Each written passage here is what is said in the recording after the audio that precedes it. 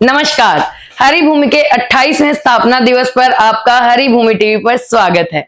तो आइए आज सबसे पहले बात करते हैं देश की चौथी सबसे अमीर महिला सावित्री जिंदल की। डॉक्टर कमल गुप्ता को टिकट मिलने से जिंदल परिवार को जबरदस्त झटका लगा है।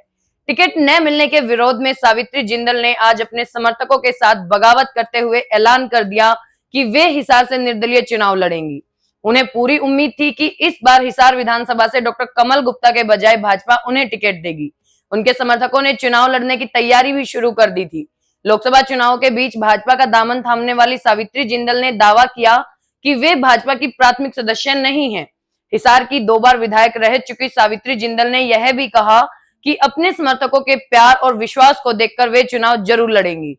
हालांकि माना जा रहा है कि सावित्री जिंदल हिसार से निर्दलीय प्रत्याशी के रूप में चुनाव मैदान में उतरेंगी, लेकिन हिसार में यह चर्चाएं भी चल रही हैं कि वे कांग्रेस की टिकट पर भी चुनाव लड़ सकती हैं। जिंदल परिवार का कांग्रेस का गहरा नाता रहा है। सावित्री जिंदल कांग्रेस की सरकार में मंत्री रह चुकी है। उनके पति ओम प्रकाश जिंदल और बेटे नवीन जिंदल भी दशकों तक कांग्रेस में रह चुके हैं। नवीन जिंदल कुरुक्षेत्र से 2 बार कांग्रेस के सांसद रह चुके हैं। उन्होंने हाल ही में 10 साल बाद भाजपा का दामन थामा था और इस समय वे कुरुक्षेत्र से भाजपा के सांसद हैं। और अब बात करते हैं बिजली मंत्री रणजीत चौटाला की। गोपाल कांडा के बीच में आने से तय माना जा रहा था कि रणजीत चौटाला को रानिया से टिकट नहीं मिलेगी।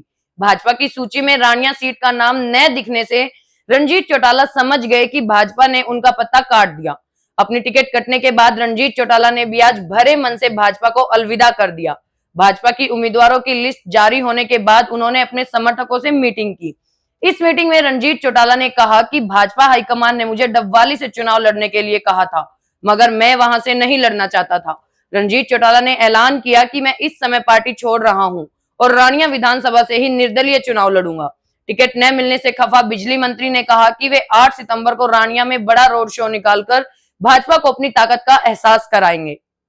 और अब खबर कांग्रेस की। हरियाणा में बीजेपी की पहली लिस्ट के बाद मचे घमासान और बगवाजी तेवरों का असर कांग्रेस पर भी पड़ा है। कांग्रेस को डर है कि लंबे चौड़े दावेदारों की छटनी होगी तो उनकी पार्टी में क्या होगा।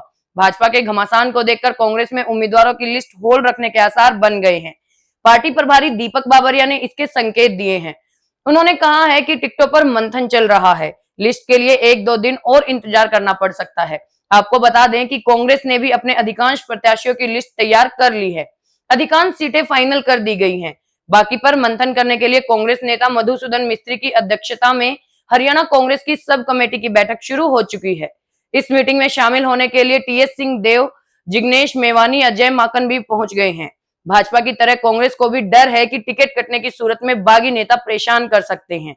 वहीं सोनीपत से खबर आ रही है कि भाजपा की टिकट कटने के बाद पूर्व मंत्री कविता जैन की आंखों से आंसू निकल आए। जैसे ही कविता जैन को टिकट कटने की जानकारी मिली, उनका गुस्सा 7वें आसमान पर पहुंच गया। कविता जैन और उनके पति राजीव जैन के साथ उनके समर्थक भी बगावत पर उतर आए। पता चला है कि अपनी पत्नी को न्याय दिलवाने के लिए राजीव जैन दिल्ली में डेरा डाले हुए हैं। इधर आज सुबह कविता जैन के समर्थकों ने प्रदर्शन कर पूर्व सीएम मनोहर लाल के खिलाफ नारेबाजी की और निखिल मदान को टिकट देने का विरोध किया। अपनी पार्टी से भारी नाराज कविता जैन ने चेतावनी दी कि 8 सितंबर तक वे भाजपा आलाकमान को समय देते हैं। इसके बाद वे फैसला करेंगे कि भाजपा में रहना है या नहीं। राजीव जैन ने दिल्ली से वीडियो कॉन्फ्रेंस से कार्यकर्ताओं को संबोधित किया। और अब बात करेंगे जेल सुपरिटेंडेंट के पद से वीआरएस लेकर इसी हफ्ते भाजपा में शामिल होने वाले सुनील सांगवान की, जिन्हें भाजपा ने दंगल गर्ल बबीता फोगाट का टिकट काटकर दादरी से मैदान में उतारा है। टिकट मिलने के बाद सुनील सोशल मीडिया पर ट्रोल हो रहे हैं। सोशल मीडिया पर उनके खिलाफ जमकर गुस्सा निकाला जा रहा है और कहा जा रहा है कि रोहतक की सुनारिया जेल में रेप और हत्या के मामले में बंद राम रहीम को 6 बार पैरोल व फरलो देने वाले पूर्व जेलर को बीजेपी ने टिकट देकर अच्छा नहीं किया।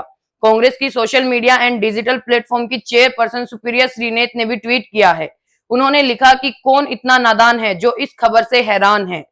वही कुछ यूजर्स ने लिखा कि भाजपा में बाबा का खूब दबदबा है। आपको बता दें कि सुनील सांगवान पूर्व मंत्री सतपाल सांगवान के बेटे हैं।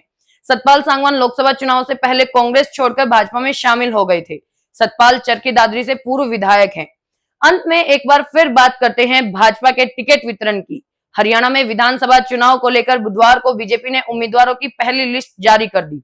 इसके बाद से ही पार्टी नेताओं में खलबली मची हुई है। भाजपा इस्तीफों की मंडी बन गई है। राज्य में 67 उम्मीदवारों की लिस्ट होने के बाद से ही पार्टी नेताओं के इस्तीफे का सिलसिला शुरू हो गया। रानिया, महम, बादड़ा, थानेसर, उकलाना, सफीदो, परथला, रेवाड़ी और कई अन्य जिलों से विधायक सहित कई नेता पार्टी छोड़ रहे हैं। रतिया से भाजपा के विधायक लक्ष्मण नापा ने रिजाइन कर दिया है।